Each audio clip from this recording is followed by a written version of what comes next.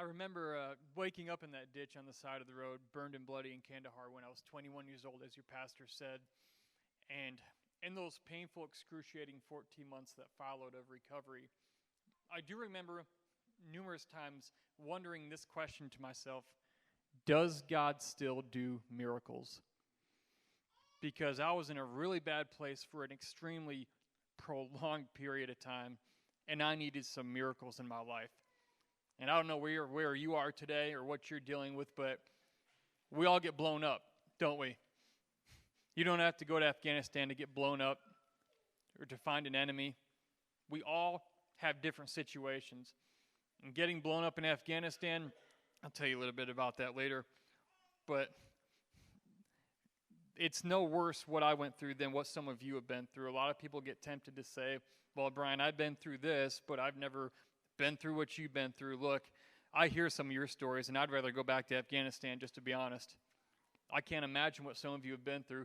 And I want to share with you the very unique answer I found to that question of, does God still do miracles? But before I do, I'm going to share that with you in a little bit. But before I do, I want to share with you what I've learned about how to stand firm in your faith when everything around you is blowing up. Because we all fight these battles. Some of us, we all want to win these battles. We want to overcome the pain we face in life. But we have these things happen. We hit these bombs in the road of our life. We lose loved ones. We have the bad diagnosis from the doctor that shakes your faith to the core because your entire existence in humanity is threatened by it. Or we have relationships that were once so beautiful and thriving and they just died. And sometimes we're in these winter seasons, or we get hurt by somebody, or we lose somebody close to us. I have friends who have lost children, little children, right after being born. I can't even begin to imagine just that amount of pain, the indescribable pain you can't even put into words that so many people I know have been through. But I've noticed that certain people stand firm in their faith, and I know that most people want to stand firm in their faith when they go through something extremely difficult and painful. The problem is that a lot of people just don't know how. Because when you go through something so earth-shaking, so life-shattering, everything you've ever been taught, everything you've ever learned about faith in God really, really gets put through the fire to the test. And there's so much we often don't understand. We think things like, if God was good, why did this happen? Or why would God allow this to happen? Or we become resentful, and whether it's toward God or to other people, or we doubt our faith in God or doubt our ability to get through things. We all have these battles. It's a spiritual battle, but on a more practical level, it's a battle right here. Everything we do in our lives starts right here in our thoughts. And I want to ask you also, who is guiding your thoughts? Are they being guided randomly by a voice in this world, or is God and the Word of God guiding your thoughts? Because based on how you think about your situation, whatever it is that you may be going through or might go through in the future, those thoughts will lead you down very different roads to very different destinations. In fact, it's pretty clear, even in the book of Job. Most of you know the story of Job, I would imagine, in a church like this. But if you don't know the story of Job, I'll do a quick recap for you just so you can understand where I'm coming from. Job basically was a very righteous and godly man. He basically did the what you would call the Christian life, so to speak. I know it was way back then, but he did the God life, the righteous thing. He did it right. And God blessed him with family. He blessed him with possessions. He blessed him with money. And one day, and this story says that Satan came along and said, God, Job is only so righteous because you've blessed him with all this. But if you took away all that, or if you allowed all that to be taken away, he wouldn't be so righteous, he wouldn't be so faithful. And Job was tested. Job ended up losing lots of family. He ended up losing his land, his animals, his possession, his health. So much of what was said was the reason for his righteousness and his faithfulness to God were pulled away. And even through all of this, his friends even, his family and his friends would even say to him things like, what did you do to bring this upon yourself? Because there was this idea of justice that we all have. if something bad happened to you, perhaps it was something you did. And with Job, he couldn't seem to figure out for the life of him what he would have done to cause this to come upon himself. And it turns out he really, according to the story, he really didn't do a whole lot to bring it on himself. He was being tested. And if you read between the lines in that story, you'll find that there were about 4 different phases that Job went through that I think a lot of us can relate to. And it might shock you when I mention these. But the first thing he did was accuse God. Then he questioned God. Then he trusted God. And then God redeemed his story. And I'm going to go through those again. First thing he did was basically he accused God. Basically saying, these bad things happening to me, they're unjust. That this is unjust that I should suffer. In other words, pleading his case. I didn't do anything. This is unjust. This should not be. So he was accusing God, essentially. I don't know if any of you can relate to that. I know I can. I'll just be straight with you. Me and God have some very interesting conversations. And I'm very, by the way, even though I'm up here, I am just like every one of you. I'm a regular guy. And, my prayers sometimes have words in them I wouldn't normally say in public, but life can get hurt so bad that I just get really raw with God. And I think God can handle us at our worst, and he loves us enough to connect with us. So he accused God. Then he questions God. And he starts listing all these works that he's done, all these good things he's done, justifying and making a case for himself as to why he's been good. These are the good works, and he's questioning why God allowed these things to happen. After accusing God, questioning God, then he chooses to simply trust God. Now, that can be a really difficult thing to do when you don't understand why things are going the way they are. And one of the reasons Job was able to do this is because he realized, much like the Bible tells us, that God's thoughts are above our thoughts and God's ways are above our ways.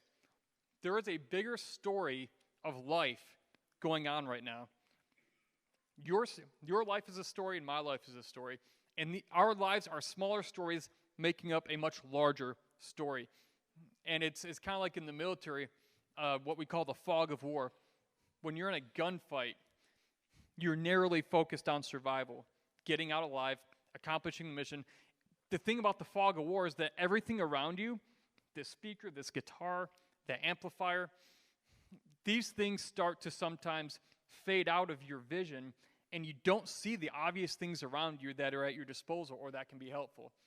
It's not that you're bad if you do that. It's because your focus is elsewhere, and you're missing things that are right near you that can be helpful for you or can be answers. Sometimes you're trying to help somebody out of a really difficult situation, and I know I've gotten frustrated with friends sometimes because I'm trying to help them, and the answer is right here. It's obvious, but they're just not seeing it. That's where trusting God comes in, because Job, it says he trusted God, even though he didn't understand. And here's the thing about when you're going through a difficult time, the real difficult part that I've learned is trusting God through that, because you don't know if this pain is ever going to end, or if it is going to end, if the situation is going to end. When will that be? It might be in 5 hours, it might be in 50 years. Who are we to say? We don't know.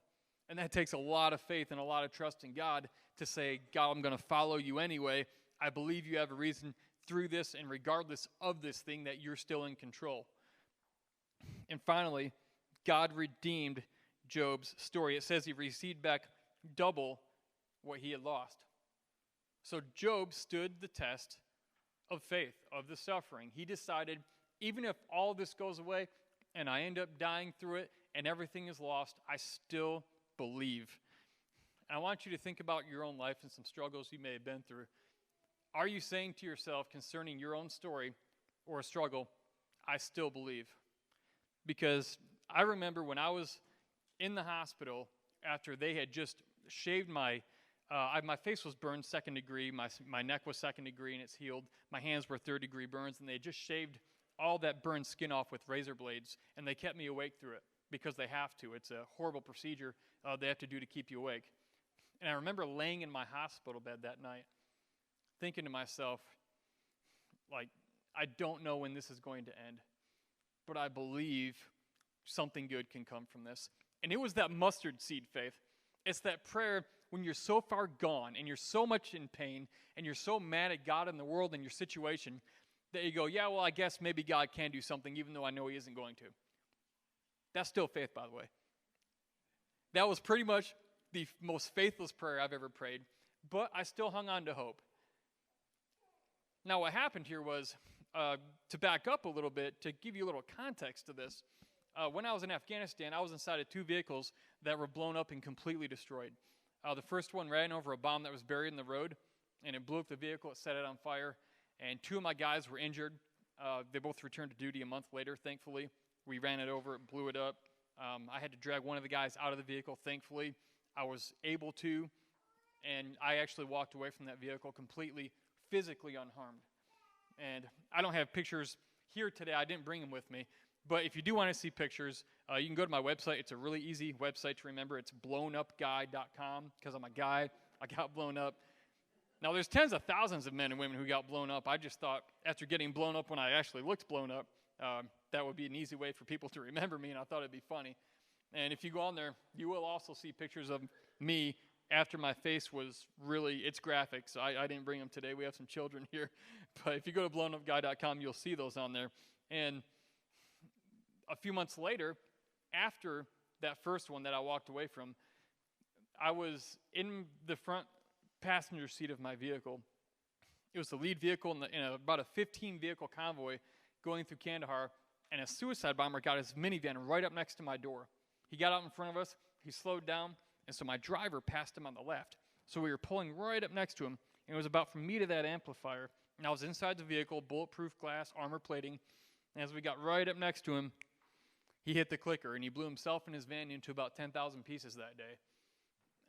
I'm happy to report that he was the only one who died that day, and that was his choice. I mean, hey, nice try, buddy. The military gives you a Purple Heart. It's an award that you get if you get blown up or shot. You know, nobody wants one.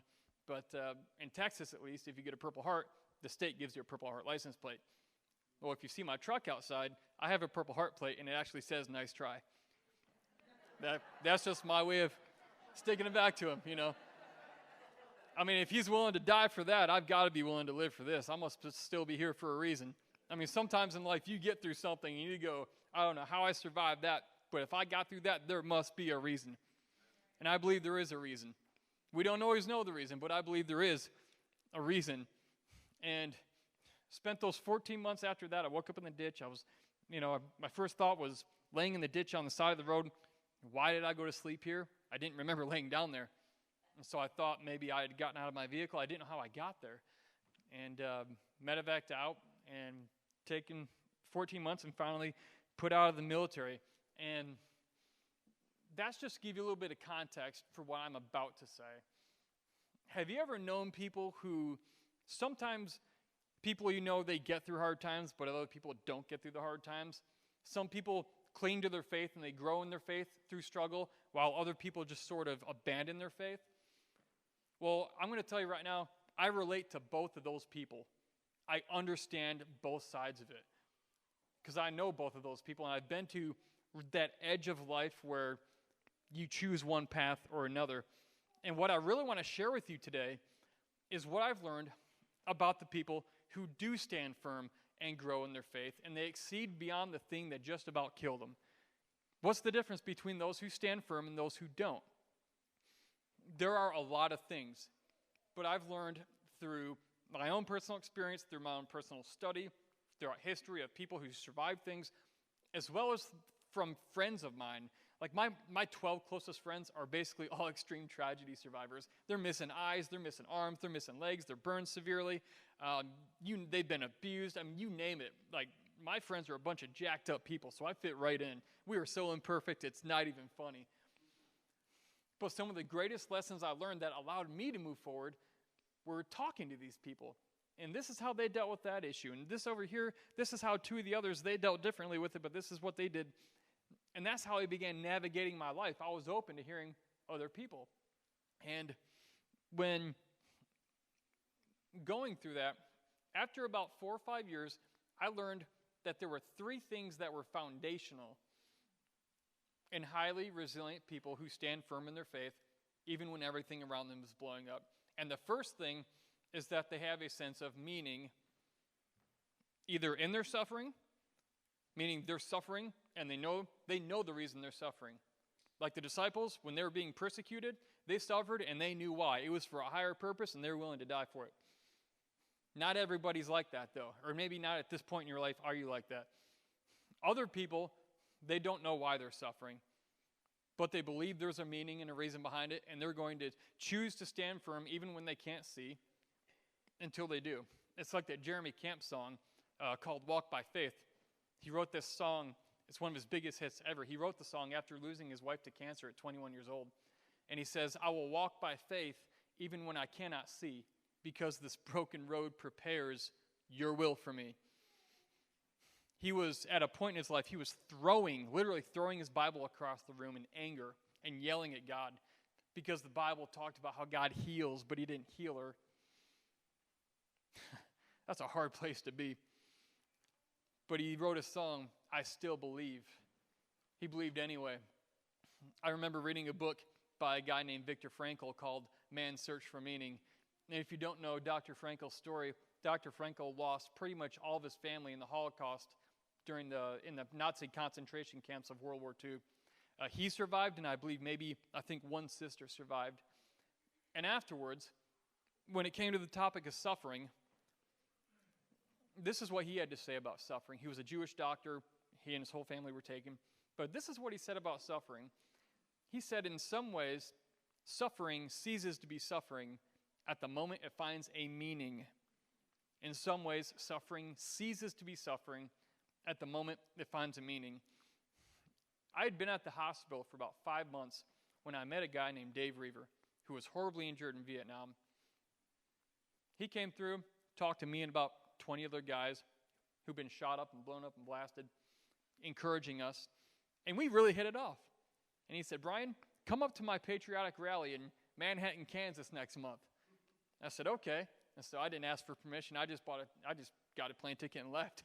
Apparently the military frowns upon just leaving like that, but it was a weekend and nobody would know. And I honestly didn't think to tell anybody.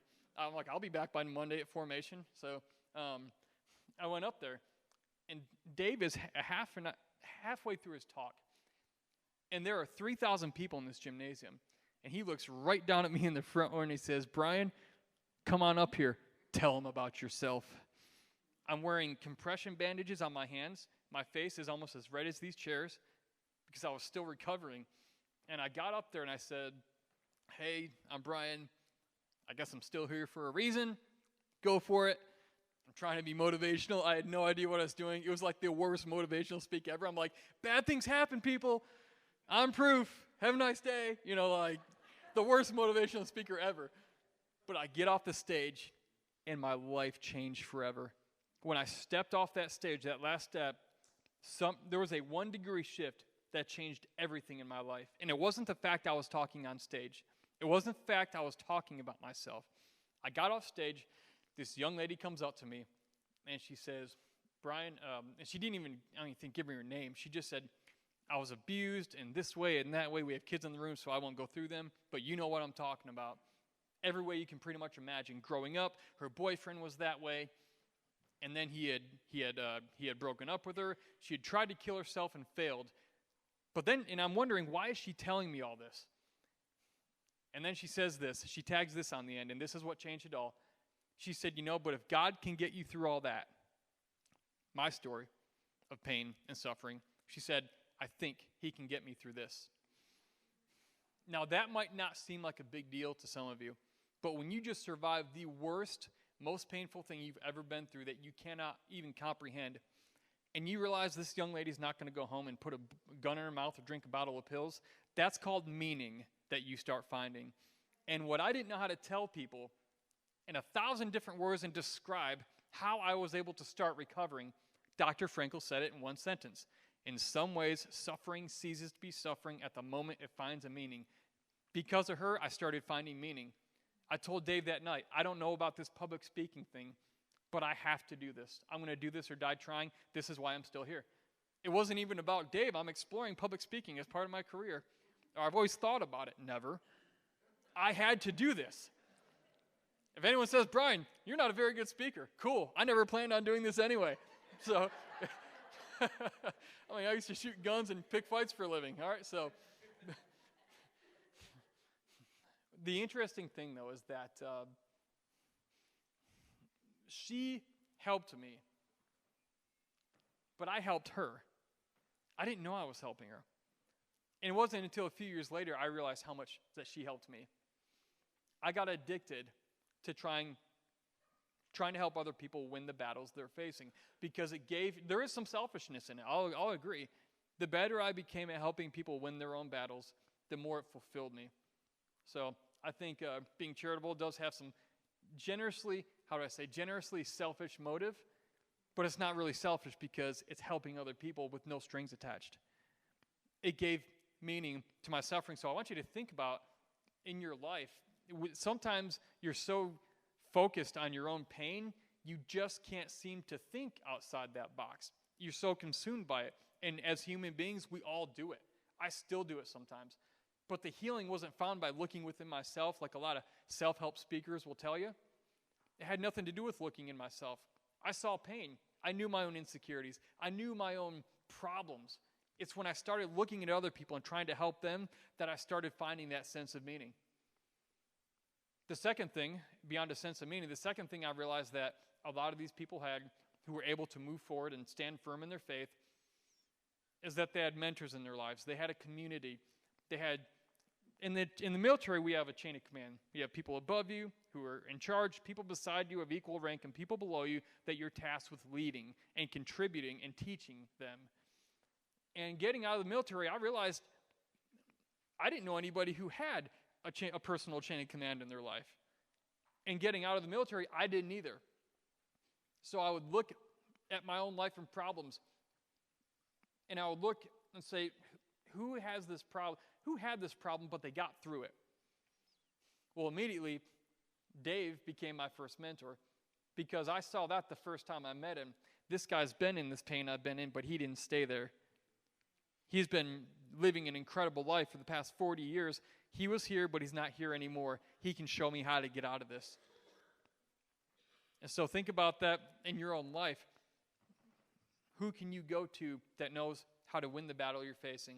Sometimes we think when we're fighting a war in our life or we're dealing with something, we have this crazy idea that nobody understands what I'm going through. Let me just be real blunt with you. We have like almost 5,000 years of somewhat recorded human history. There's nothing you or I that we experience that no human being has ever not experienced. We are not the first and only ones to experience the things that we go through. And so think about this in your own life. Just be honest with yourself. There are people who have been through this, and they've gotten through it. You might not know them yet, but if you go search them out, your battle, your fog of war doesn't have to last as long. And God will work through those people. God will actually lead you to those people. And here's the thing. I never meant to meet Dave Reaver.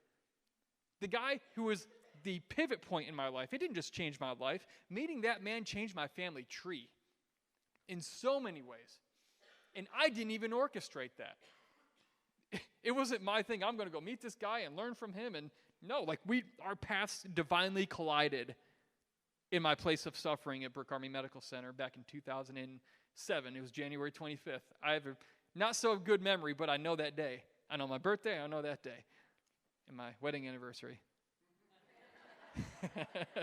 And so search for meaning if you haven't found it in whatever battle is you're facing. Get around other people. Heck, Jesus had 12, okay?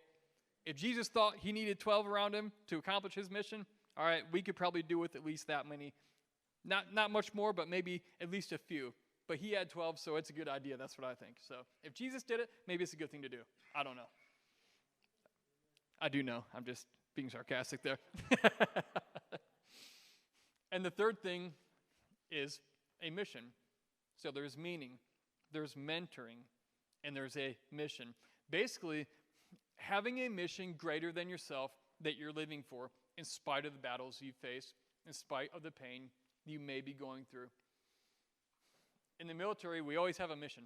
In fact, that's one of the hardest things getting out of the military, is that now there's no longer a mission.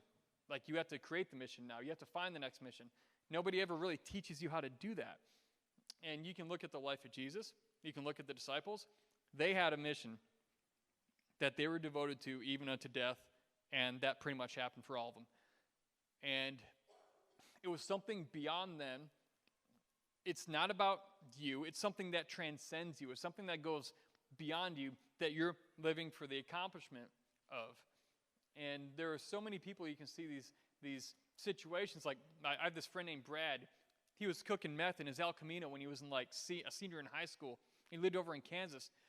And he was cooking meth in his car, and his buddy lit a cigarette, and the whole thing went up in flames. And Brad's burned on like 86% of his body, 3rd degree. And now, Brad's mission in life, he's one of the most incredible youth speakers you'll ever lay eyes on. If you walked into this room right now, every head would turn, because everybody would notice him, because he's stripped to the skull, burned 3rd degree everywhere. Everywhere he goes, he's noticed.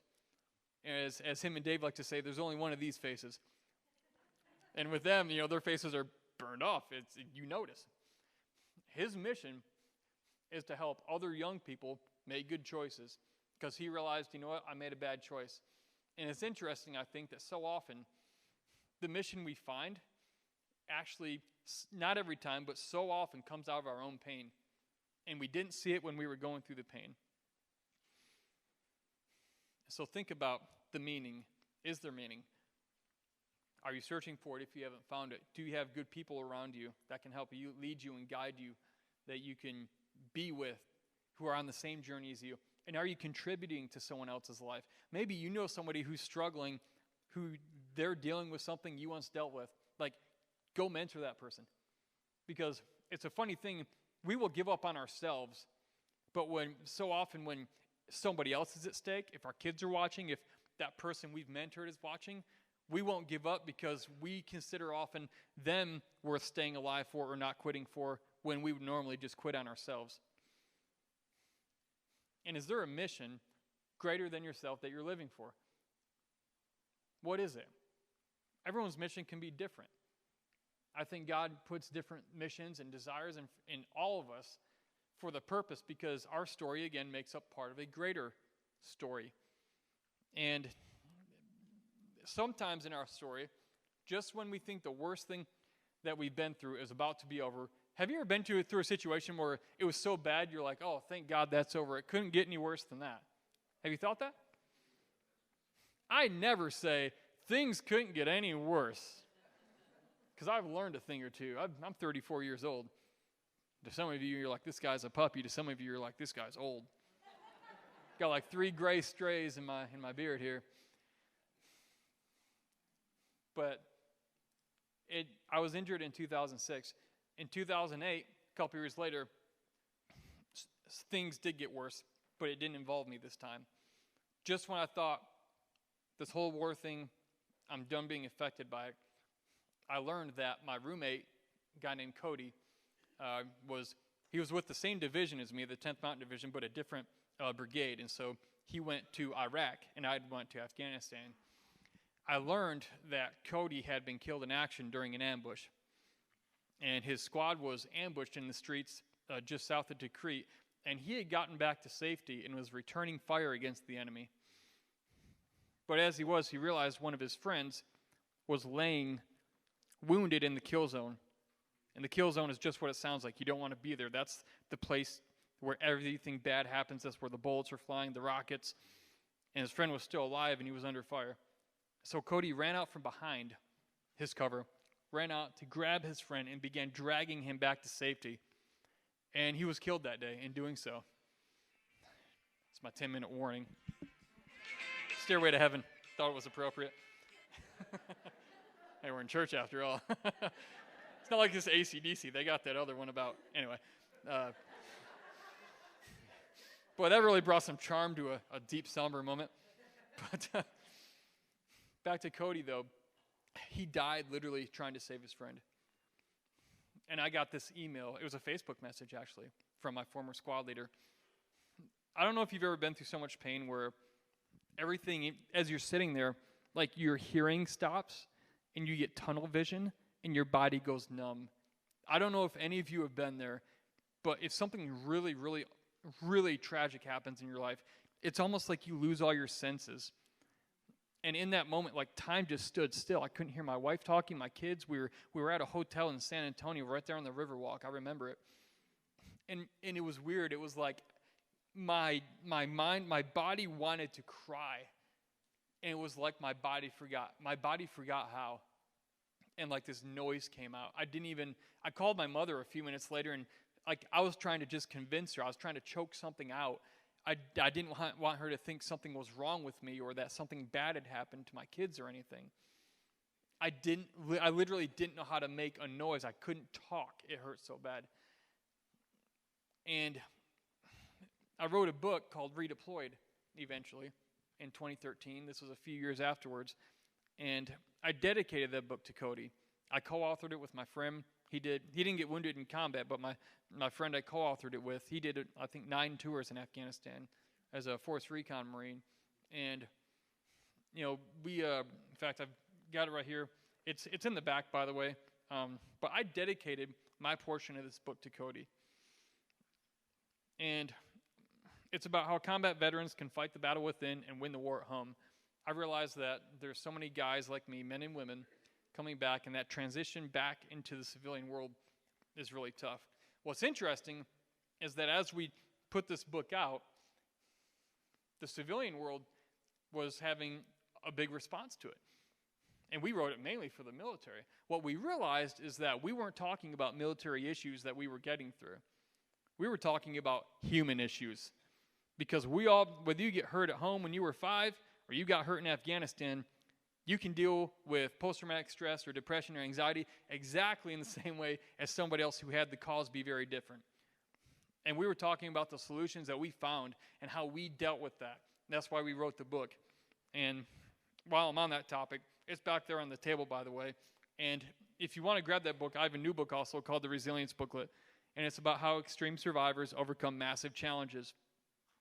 If you want both these books, what we're going to do is you get both of these for $20. And what we do is for every redeployed book that leaves that table, we match it 1 for 1, and we donate them to the troops because I do resilience training for the military. And when I show up to an Army or an Air Force base with 400 of these books, and they say, Brian, we can't buy these. I say, don't worry, the American people already bought them for you. That's an incredible thing, to grow up, to be of value to them, because I don't want their money. I just want to help. And some of you, you're thinking, Brian, I really don't have a mission at this point in my life. If you don't know your mission yet, or if you're not a part of a mission, look, join this church's mission.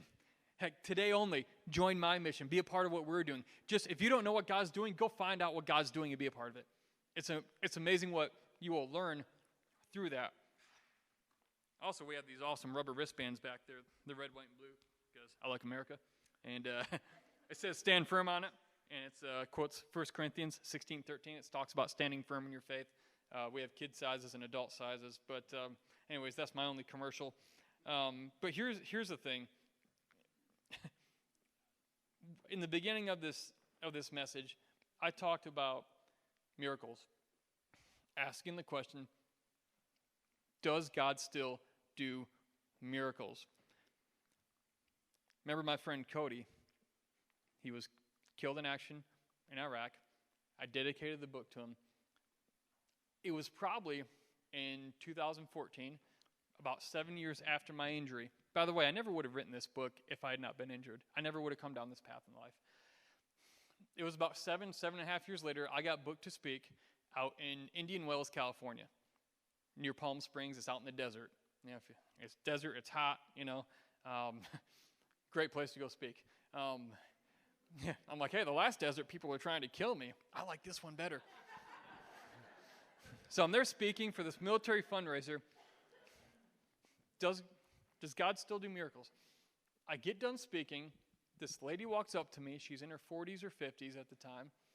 Reaches out her hand and shakes my hand, and she says, hey, Brian, I'm Cody's mother. Yeah. I'm like, you don't say?